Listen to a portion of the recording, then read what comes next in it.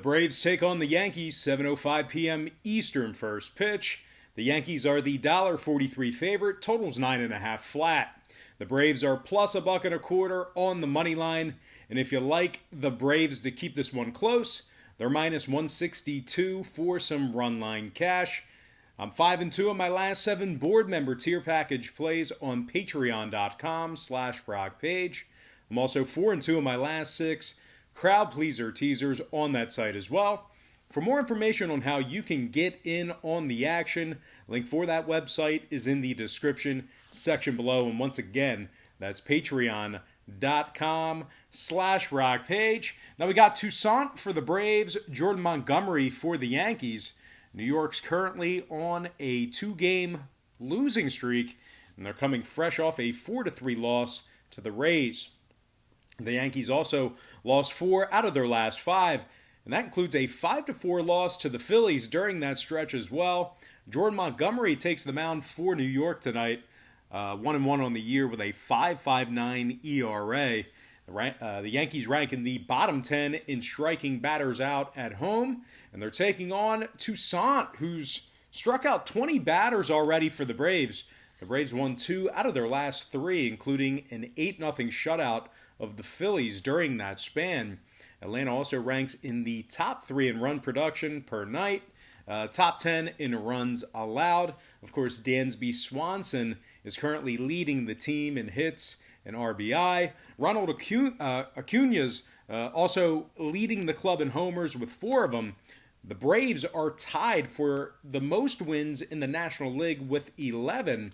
Now, total-wise, 5 out of the Braves' last 6 ball games stayed under the total of 9.5 runs. The Yankees, on the other side, saw 5 out of their last 6 stay under that number themselves. Give me the Braves plus 1.5. Give me the Braves plus 1.5 and the under 9.5 in that game. Sorry, I heard something in the background, but I don't know what it was. But anyway, before we go ahead and move on, just want to take a quick time out and welcome you to the video. Got some lines and personal leans out for Tuesday's MLB baseball action. But before we dive into some more of that, I just have to quickly remind you once again that we are currently 5-2 in our last 7 board member tier package plays on patreon.com/Brock Page. We're also 4-2 in our last 6 crowd pleaser teasers on that site as well. If you want some more information on how you can join in on the action, the link for that site is in the description section below. And once again, that's patreon.com/Brock Page. And moving on, we're going to take a look at the Orioles versus the Phillies, 7:05 p.m. Eastern first pitch in South Philly. The Phillies are minus 188, totals 8.5 flat. The O's are plus 160 to win this one outright. And if you like Baltimore to cover, they're minus 128 on the run line. We got Alex Cobb for the O's, Zach Wheeler for the Fightins. The Phillies lost 2 out of their last 3 and rank in the bottom 3 in hits allowed. They've won just 4 out of 9 at Citizens Bank Park this year, and they rank in the bottom 10 in runs allowed as well. They're taking on a Baltimore team who won their last 2 straight, and that's going to include an 11-0 massacre of the Washington Nationals in that Beltway series. Baltimore's in the top 10 in hits, top 5 in walks allowed. Alex Cobb takes the mound for the O's tonight. He's got a 2.51 ERA and struck out 15 batters. Hanser Alberto leads the club in hits while also ranking 7th in Major League Baseball in batting average.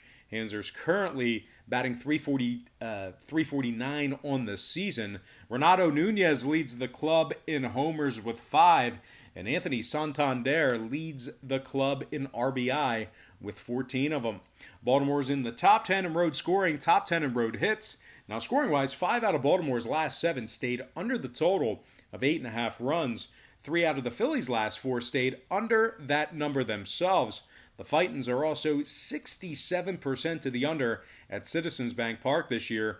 Give me the Baltimore Orioles plus 1.5 and the under 8.5 in that game. Next contest, it is going to be Cubs-Indians. 7:10 p.m. Eastern first pitch. The Indians are minus $1.10, totals 9 runs. The Cubbies are the minus 105 underdog. We got Big John Lester for the Cubs, Adam Plutko for the Indians. Now Plutko, who hasn't started in 2 weeks, he's actually replacing Mike Clevenger, who went out on a rager with his buddies over the weekend, and he partied with no mask on and returned to the clubhouse on Sunday. So not a good move there. That's going to be a costly error. And needless to say, Clevenger is currently in quarantine protocol. Anyway, the Indians have really struggled at the plate this season. Bottom 3 in scoring, bottom 3 in hits.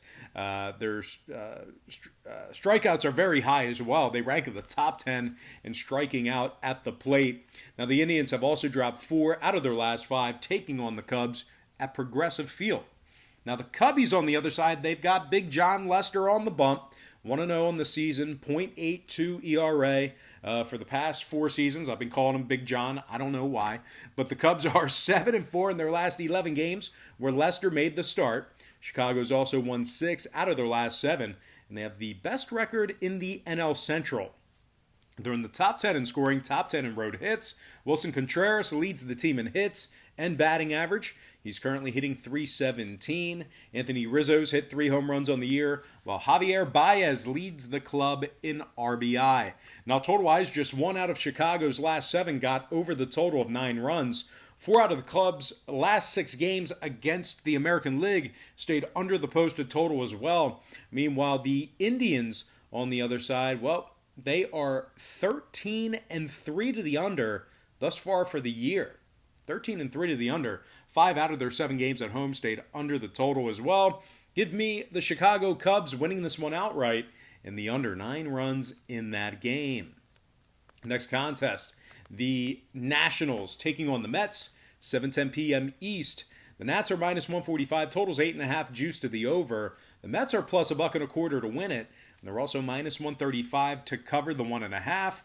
Porcello's for the Mets, Scherzer for the Nats. Scherzer struck out 22 batters on the year and has an ERA of .329. The Nationals beat the crap out of the Mets yesterday by the final of 16-4. They're 4-3 straight up in their last 7, including a 4-0 shutout of the Blue Jays. Washington's 3-0 away from home this year as well, and they rank in the top 10 in hits on average per game. Now, Cabrera leads the team in hits and batting average. He's currently batting .341 with 11 RBI. Starlin Castro is also batting .311 with 3 doubles and 7 runs scored. The Nats have won their last 10 straight road games dating back to last season. Washington is also 8-1 straight up in their last 9 against the National League. Now, the Mets on the other side, they dropped 3 out of their last 6, and that's going to include a 4-3 loss to the Marlins. New York's got Rick Porcello on the hill, who's 1-1 on the year, but he's got a .692 ERA. The Mets won just 3 of 9 in Flushing, Queens this year, and they rank in the bottom 3 in hits allowed at home. Now, total-wise, 4 out of New York's last 6 stayed under the total of 8.5 runs. 7 out of the Mets' 9 games at Citi Field also stayed under the official posted total as well. Meanwhile, the Nats on the other side saw 7 out of their last 10 stay under 8.5 total runs themselves. Give me the Nationals winning this one outright and the under 8.5 in that game. All right, next matchup, it is going to be the Twins taking on the Brewers, 8:10 p.m. East. The Brewers are the $1.10 favorite, totals 9.5, juice to the under. The Twins are the -105 underdog. We have Tyler Clippard for the Twins, Josh Lindblom for the Brewers. Josh Lindblom for the Brewers. Lindblom's 1-0 with 12 Ks on the season. The Brewers rank in the top 10 in offensive walks, top 3 in striking batters out. Keston Hiura leads the club in hits. Christian Yelich leads the club in homers and RBI. They're taking on a Twins club who dropped 4 out of their last 5, including a 3-game sweep to the Kansas City Royals. The Twins have won just 4 out of 9 games on the road this season. They're also in the bottom 10 in striking batters out. Now, total-wise, 4 out of Minnesota's last 6 stayed under the total of 9.5 runs. The Twins are currently 11-6 to the under thus far for this season as well. Meanwhile, the Brewers, on the other side of things, well, they saw 2 out of their last 3 stay under 9.5 total runs themselves. Give me the Brewers winning this one outright and the under 9.5 in that contest.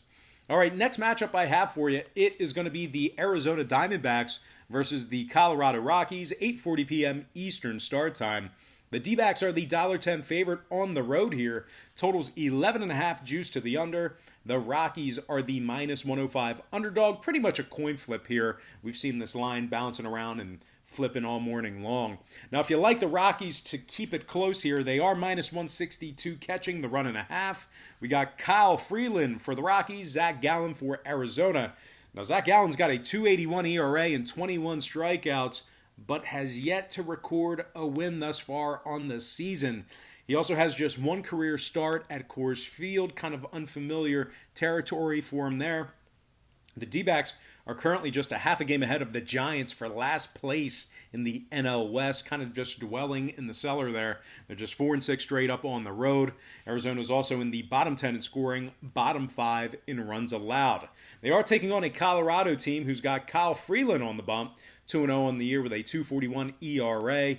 Freeland's also punched out 11 batters on the year thus far. The Rockies are currently a half a game ahead of the Dodgers for first place in the NL West.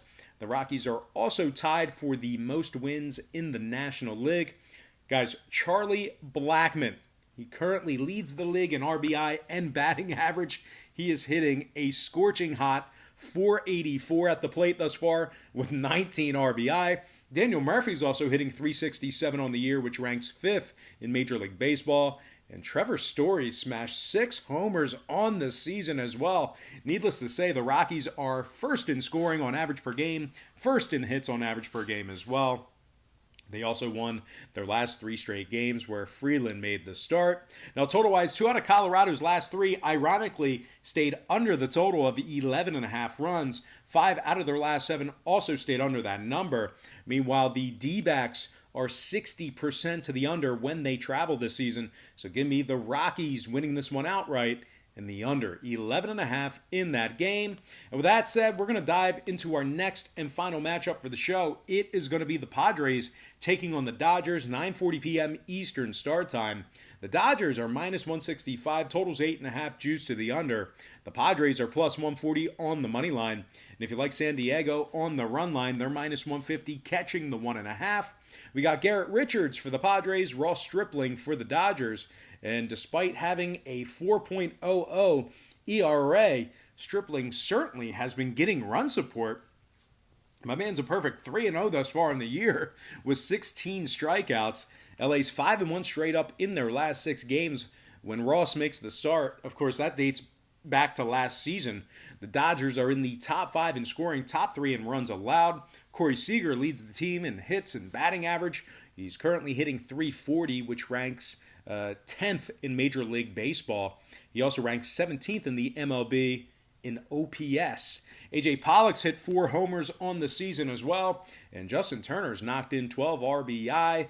The Dodgers have won 6 out of their last 9, and they rank the top 5 in runs allowed at home. They're taking on a Padres team who won just 4 out of their last 9, and they have Garrett Richards on the mound this evening. Now, he's 0-1 with a 4.60 ERA, so this is certainly a tough lineup for him to face. The Padres are in the bottom 3 in hits allowed on the road, bottom 5 in runs allowed away from home as well.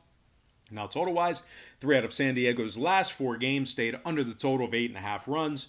Meanwhile, Los Angeles on the other side has gone 75% to the under at Dodger Stadium this season. Give me the Dodgers winning this one straight up and the under 8.5 in that contest. All right, guys, that's going to do it for me. Once again, don't forget to check me out on Patreon. If you decide to get a package here today, just keep in mind we'll bill you the day you sign up and then the first of every month following that. So if you end up getting a package here today, you're going to get billed today on the 11th.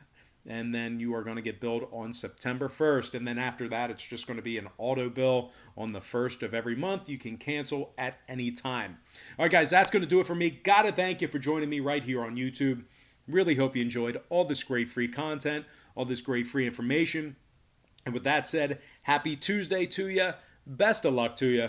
And I look forward to seeing you later on today on my website at patreon.com/BrockPage.